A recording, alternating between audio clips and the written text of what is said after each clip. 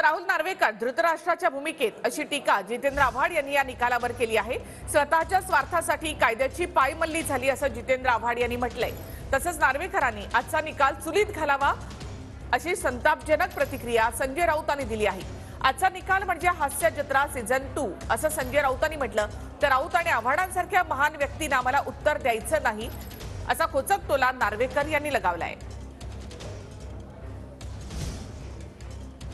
असे धृतराष्ट्र हे महाराष्ट्राच्या राजकारणाचा बट्ट्याबोळ करतील। स्वतःच्या राजकीय स्वार्थासाठी पक्ष तोडायचे, पक्ष मोडायचे, कायदे तोडायचे, कायदे मोडायचे आणि मी त्या खेळातलाच नाही असं सांगायचं हे हास्यास्पद आहे। तुम्ही क्वासी ज्युडिशियल अथॉरिटी म्हणून बसला होतात, तुमचा तो अधिकार तुम्हाला प्रदान केलेला आहे। माझ्या त्या कक्षेतच बसत नाही असं जेव्हा तुम्ही म्हणता तेव्हा तुम्ही त्या स्वतःचा पदाचा स्वतःच अपमान करून घेता।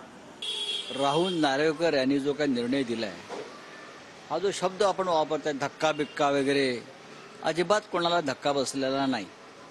ठीक आहे, घेतला निर्णय। हास्य जत्रा सीझन 2 या शतकातला सगळ्यात किरकोळ निर्णय आहे। किरकोळ, त्याला ना ऐतिहासिक महत्व आहे ना याच्यामध्ये काय अभ्यास आहे।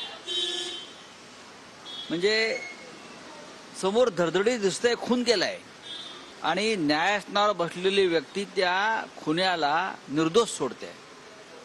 याला काय निकाल म्हणतात काय? चुलीत घाला तो निकाल तुमचा। ज्या लोकांना 10th शेड्यूल बद्दल माहिती नाहीये त्यांनी फक्त असेच काहीतरी कमेंट्स करू शकतात, मेरिटवर तर बोलू शकत नाहीत।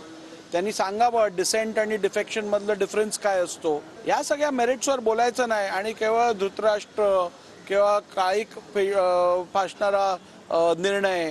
त्यामुळे अशा टिप्पणींवरती मी आपल्याला यापूर्वीच सांगितलंय की जितेंद्र आव्हाड जे असतील, संजय राऊत जे असतील अथवा आदित्य ठाकरे जे असतील, हे कॉन्स्टिट्यूशनल एक्सपर्ट्स आहेत। ह्यांच्या एवढ्या विद्वानांच्या टिप्पणीवरती मी स्वतःला सीमित समजतो, त्यांच्या एवढ्या महान व्यक्तींच्या गोष्टींवरती उत्तर देण्यासाठी।